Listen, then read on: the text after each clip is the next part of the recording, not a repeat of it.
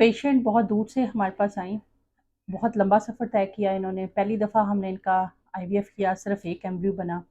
Second stimulation का मशवरा दिया, बैंक को एक्सपेंड करें। फिर दोबारा इन्होंने सेकंड स्टिमुलेशन की और दोबारा से इनके पास 3 एम्ब्रियो बने।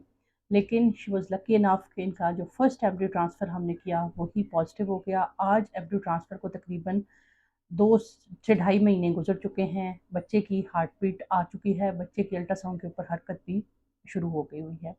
शादी के 8 साल के बाद आईवीएफ से प्रेगनेंसी करना एक मुआवजे से ज़्यादा कम पेशेंट के लिए नहीं होता।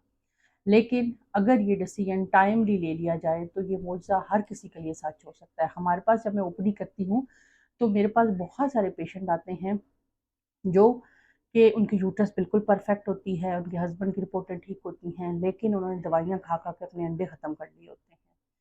आपकी बॉडी एट अ टाइम एक एग रिलीज़ कर रही होती है, लेकिन बॉडी को ये पता नहीं होता कि मियाँ की रिपोर्ट ख़राब है, ट्यूब ख़राब है या क्या मसला है, कि लेकिन वो अपना वो एग प्रोड्यूस करती रहेगी।